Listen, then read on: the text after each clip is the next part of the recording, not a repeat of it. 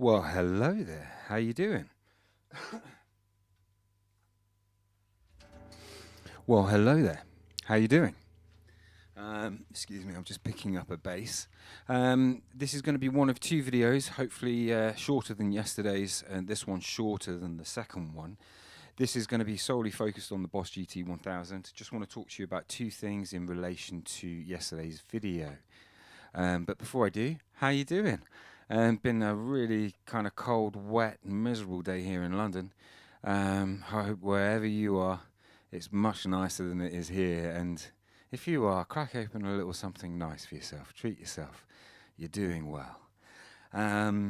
So here we are. I want to talk to you about the signal chain and how to set it up for stereo spreads, left, rights, and encompassing that into one patch. And also, I thought it'd be interesting to have a quick look at a bass patch. So I can't quite see things the way that you will be able to. Sorry if I'm on and off the mic a little bit. Here we go. Into the bass patch. And what you'll see straight away as we go in is my signal comes in and hits a divider straight away, where the B signal comes down, and you see it runs the full length of what's going on above it and then comes back into the signal chain. I'll explain what's going on here in just a little second.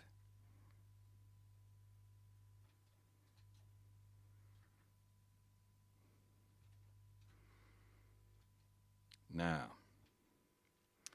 we're going to focus on what's going on above. So, sorry, it's been a while since I've been in this patch. I had to remember which way around I put the buttons.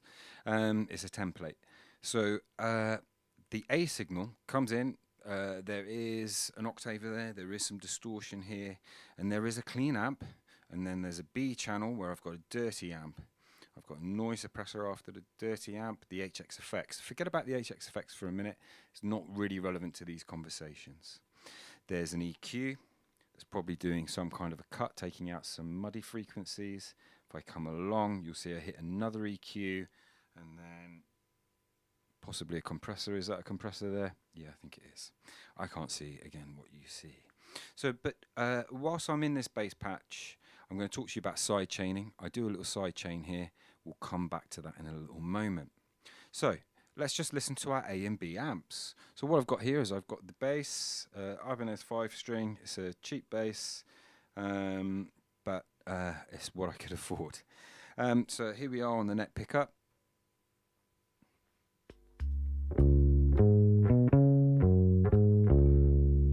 Tone's all right. Here we are on the dirty amp. But where's the balls? Tone's all right, but there's no balls. Well, what's going on is I'm going to leave that dirty amp on, but I'm going to switch now to the other channel. Now I've disengaged what's going on channel A now, and we are now solely focused on what's going on channel B at the beginning of the chain, different to A and B in chain 1. So I come into a DI. This is a distortion block. You've got bass DI in there. I just use the bass DI just to give it some tone, a bit of dirt coming through. And then in my EQ, I'm usually cutting to somewhere between or on 100 to 80 hertz. And then I put a compressor in there. This is what that sounds like on its own.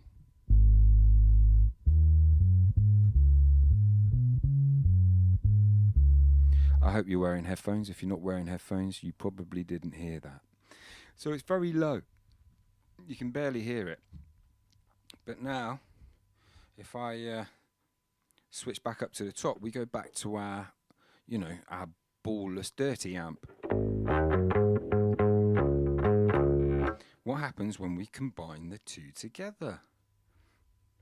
Ooh, can you feel it?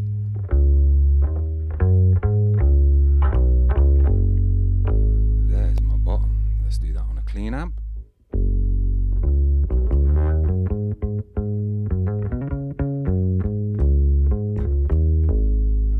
Now I use lots of different sounds on bass. I use synths, all sorts.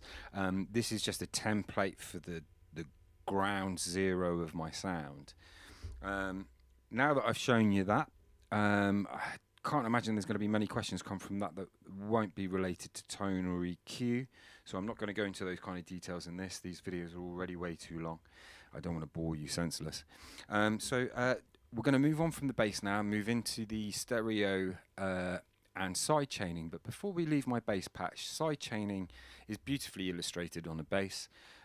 As much as it is on a guitar, possibly more so. So what I'm going to do here, I've noticed today that I'm having a problem with my slicers. Every slicer I've got in the patch, when I open it, it doesn't engage. Even though the patch is showing that the block is on, my slicers don't work.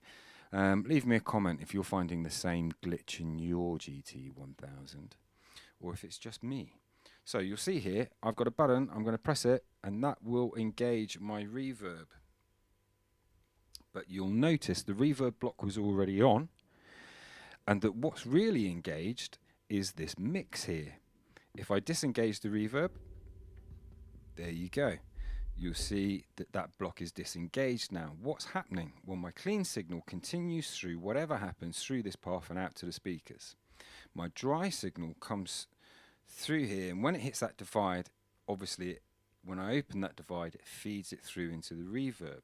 Now the reverb itself is set up quite wet. Think in terms of old wet, dry, wet setups. We used to use them a lot back in the day. I still do when I'm using real amps and can get my hands on them.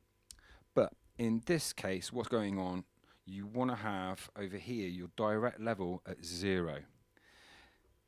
If you have any signal, dry signal coming through this channel, it's going to mess with your sound and your frequencies, particularly on a bass, and your guitar will sound like shit. To illustrate how side chaining works, sorry I keep backing off on it, I have to keep looking around the bloody camera. I don't have the same setup as you guys. What we're going to do is move the reverb to how you would normally place it in a chain. I'm going to disengage that divide, and I'm going to play the bass through the reverb so you can hear it in glorious stereo reverb. Oh shit. What's gone wrong with my bass? Well, I've got no signal coming through and it's just the wet at the moment, so let me adjust that and bring that up to a level. If I bring it up to full level, my bass is there, but it sounds more distant, and I'm losing my tone. I'm not feeling that. Let me just pop that into the side chain. Let me pop the side chain on. Oh shit. Can you hear that? The bass is cutting through that reverb like beautifully. And what's that on the reverb? Okay, tips within tips. So you know all these fancy pedals you can get. You listen to the reverb and you go, didn't they just stick a ring modulator in that, or a slicer in that? That's not worth buying a pedal for when you've got a BOSS GT1000 and you can sidechain. Yes, what you do is you do a sidechain exactly as I've just explained it to you. Pop your reverb in there. You can use this trick on delays. And then what happens is your trail of the reverb is what is messed with, and your dry signal is left alone. Now remember here, my dry signal's split already. My low frequencies are never touched by anything. So for example, in this chain, there's a chorus. What we'll do is we'll lose the reverb, I'll put some chorus on. It's a very subtle chorus, I'm not a big fan of chorus. But it's not touching my low frequencies, it is only hitting the frequencies that you're going to hear. And not muddying my bottom, my balls. Okay, so that's bass tip and side chaining. We'll gloss over side chaining quickly again in a second, but we're going to switch now to a guitar and a stereo rig. Give me a second to just swap.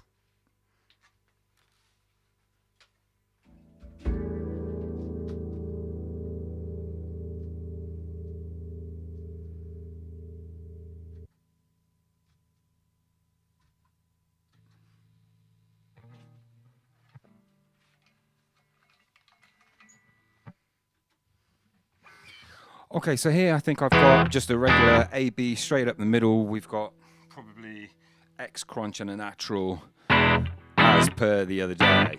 Now what we have next to that is a pattern I've set up for this session. In the song I was doing yesterday, I use a simpler version of this because I don't need the stereo spread of two guitars at the same time playing the same thing.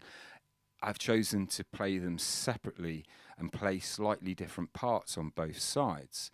So it helps my mix be slightly more dynamic.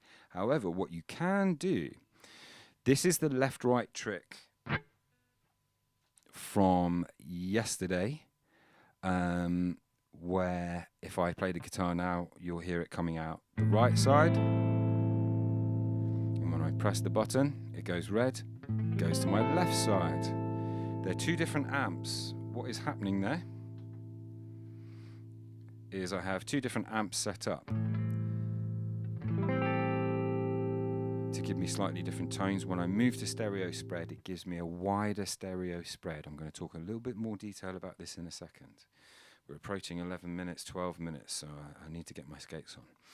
Right, so press button 1, switches between A and B. What's going on is my divider here is just a regular old A and B divider. And when I go to the end here, the mix is not in stereo. That's probably how we're set up at the moment, isn't it? But if you put it on left and right, you get your left and right. If you've experimented with this, that is what happens. Now my second control switch switches me from being left and right and changes me to dual, keeping the end of the mixer in left and right. My second control tap switches this from being single, there, to being double, or dual. Now I'm in glorious stereo, both sides of your lovely ears. Now within this, if you're having problems with your frequencies, get in touch. There's different things you can do within these controls, but you shouldn't need to touch them for the most part. However, I will talk to you about stereo spread at the other end with the left and right, because they've put in a tool here called stereo spread. Now, the higher up you go in the numbers there, the more of a delay between your left and your right ear there actually is. And the trick to stereo spread isn't as simple as that.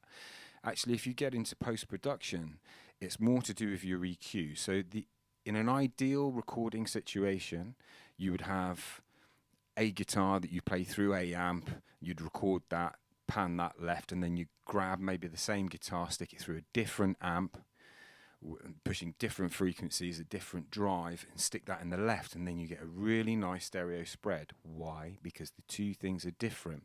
So for example, if you were to use this technique and use the same amp on both sides, which I don't ever do, but if you were to choose to do that, how you would help your stereo spread is then in the EQ of those amps. So let's say one of your amps, make it a bit duller and the other one a bit brighter. So pull off some of the treble, boost some of the bass, or boost the mids and cut the mids in the other. Or you can use an EQ block, and let's say the 3.5 kilohertz is a nasty frequency. So pull that down 3 dB, but on the other amp, try using an amp that masks that 3.5 because it's got a scoop, maybe in the way the amp is configured, and then boost that area with your EQ on the opposite amp, and it will give you your spread. And that is exactly what I've done here. I've used two different amps, and if I go to my EQs, we've got a 500 cut there, and I'm boosting 2K, and on the other amp, can't remember what I've done now.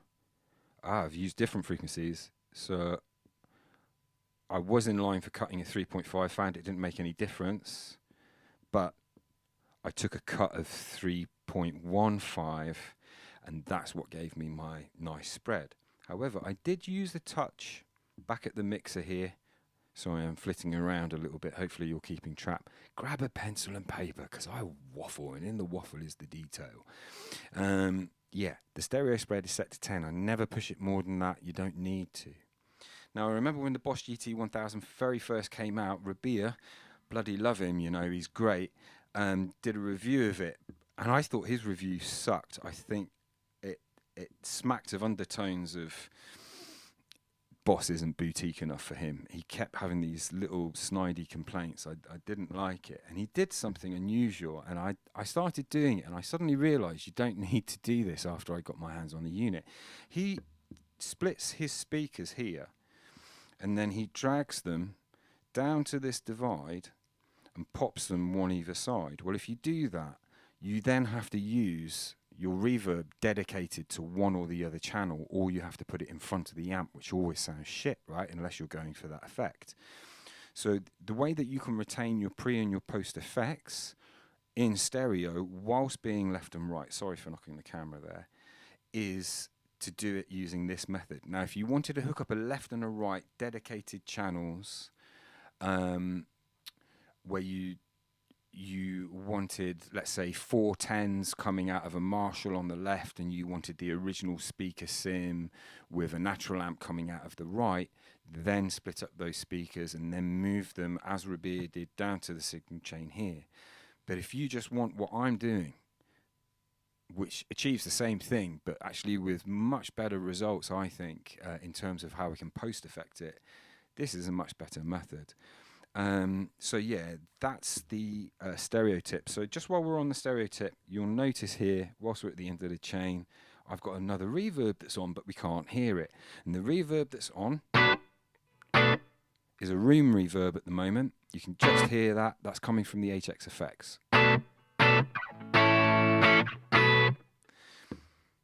That is on all the time. I find recording at home, the sound, I don't like dead sound. I want a bit of room there, make it sound organic. So if I hit my reverb, again, it's not the reverb that switches on, it's the divide that links up to the reverb. So now I've got wet, dry, and you'll find my guitar, even though the reverb is really wet, cuts through like a dream.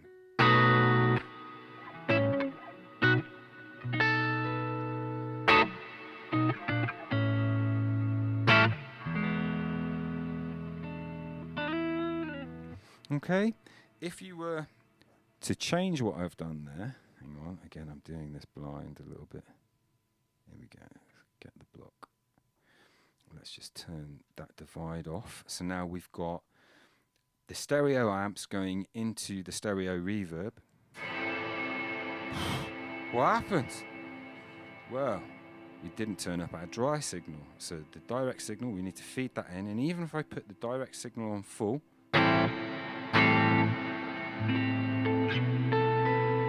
actually, that doesn't sound too bad. On other reverbs, it can get lost. You need to watch your pre-delays and things like this. So yeah, wet, dry. Actually, I didn't need to. I can just come out of there and not save it. It'll be fine. Lovely. That's me done, I think. Hopefully, I didn't waffle on too much. I felt like all I did was talk, but then you're not here to interact with me, and I struggle with that. Hopefully, we'll have a beer one day. Catch you in a bit.